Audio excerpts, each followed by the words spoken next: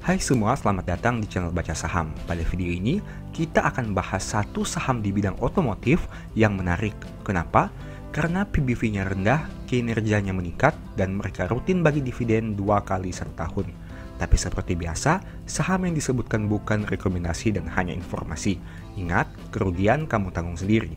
Dan nanti di akhir video akan ada kesimpulan yang disampaikan. Untuk itu, nonton hingga selesai. Pada saat ini kita akan membahas saham auto atau PT Astra Auto Parts. Teman-teman sudah tahu tentunya saham ini merupakan anak usaha dari PT Astra International, di mana di sini tercatat kegiatan usaha perseroan terbagi atas 3 segmen operasi, yaitu manufaktur, perdagangan, dan jasa. Untuk detailnya teman-teman bisa baca pada tampilan berikut ini. Selanjutnya kita bahas dari komposisi pemegang saham. 80% saham perusahaan dipegang oleh PT Astra International dan hanya 20% saja saham yang ada di masyarakat.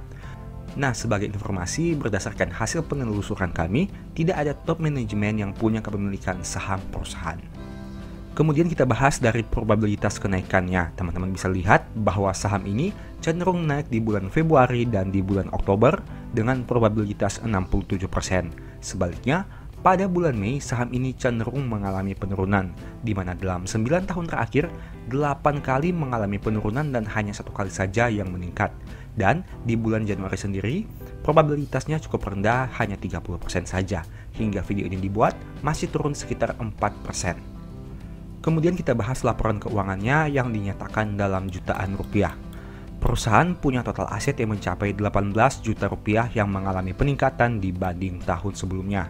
Nah, dari mayoritas aset perusahaan berasal dari investasi pada Ventura bersama sebanyak 3,8 juta rupiah dan ada juga aset tetap sebanyak 3,1 juta rupiah. Untuk saldo kasnya sendiri berjumlah 2 juta rupiah yang mengalami peningkatan dibanding tahun sebelumnya. Nah, jika kita membandingkan total kas sebanyak 2 juta dengan total liabilitasnya yang mencapai 5,9 juta, tentunya perusahaan butuh sumber pendanaan yang lain apabila ingin melunasi seluruh hutangnya. Apalagi jika dilihat di sini dari komposisi hutang perusahaan, 5,1 juta merupakan hutang yang akan jatuh tempo kurang dari 1 tahun dan hanya 799.000 saja yang merupakan hutang jangka panjang. Kita bisa lihat juga bahwa mayoritas hutangnya berasal dari hutang usaha sebanyak 1,8 juta rupiah. Ada juga hutang accrual dan provisi sebanyak 1 juta rupiah.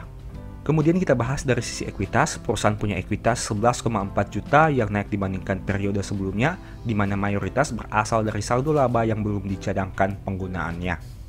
Berikutnya dari aspek laba rugi, pendapatan bersih perusahaan naik dari 11 juta menjadi 13,4 juta di tahun 2022.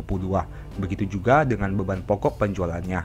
Tapi karena kenaikan pendapatan yang jauh lebih besar dari kenaikan beban pokok, menyebabkan laba brutonya mengalami peningkatan dari 1,3 menjadi 1,9 juta di tahun 2022. Sekarang kita lihat dampaknya terhadap laba periode berjalan. Labanya naik dari 446.000 menjadi 831.000. Kenaikan yang cukup signifikan di mana hampir menyentuh 1 kali lipat. Kita masuk pada historical laba, teman-teman bisa lihat bahwa saham auto ini labanya fluktuatif di mana sempat mengalami penurunan pada tahun 2020 akibat kerugian pada Q2. Tapi hingga tahun 2022 saham ini terlihat mengalami peningkatan laba yang konsisten jika membandingkan dengan tahun 2020. Kita masuk kepada historical dividend, teman-teman bisa lihat bahwa pada tahun 2021 dan 2022, saham ini membagi dividen 2 kali dalam 1 tahun. Dan hal ini bisa dikatakan menarik, di mana mereka membagikan dividen yang cukup baik di tahun 2021 dan 2022. Perusahaan punya yield sekitar 3,6% dengan PER 6 kali dan PBV 0,59 kali.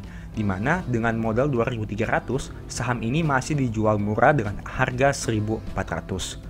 Bagaimana rasio keuangannya? ROE 9% dengan NPM 6%. Meskipun laba dan pendapatannya meningkat, tapi ternyata tidak terlalu berpengaruh signifikan terhadap rasio profitabilitasnya. Untuk DER-nya sendiri hanya 51% yang berarti total hutang lebih rendah dari ekuitas. Tapi seperti yang tadi kita sudah bahas, perusahaan punya jumlah hutang yang jauh lebih besar dari saldo kasnya. Sehingga hal itu teman-teman harus pertimbangkan dalam melakukan analisa, karena mereka butuh sumber pendanaan yang lain di luar kas untuk bisa melunasi seluruh hutangnya, terutama hutang jangka pendeknya. Dari segi historical harganya, teman-teman bisa lihat bahwa dalam 5 tahun terakhir masih turun 43%, di mana pernah menyentuh angka 2.500, tapi pernah juga berada di 620. Dan saat video ini dibuat, bisa dikatakan berada di tengah-tengah harga tertinggi dan terendahnya. Kita masuk kepada historical PBV, teman-teman bisa lihat bahwa auto ini punya PBV rata-rata sekitar 0,5 kali. Dan saat video ini dibuat, PBV-nya berada di atas PBV rata-rata, di mana mereka pernah berada di PBV 0,63 kali, tapi pernah juga turun di bawah 0,3 kali. Dan hal ini bisa dijadikan sebagai salah satu tolak ukur saat melakukan analisa.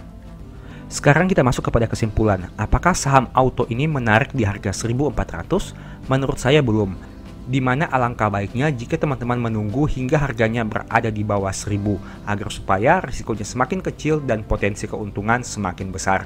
Tapi seperti biasa, ini hanya asumsi dan bukan rekomendasi.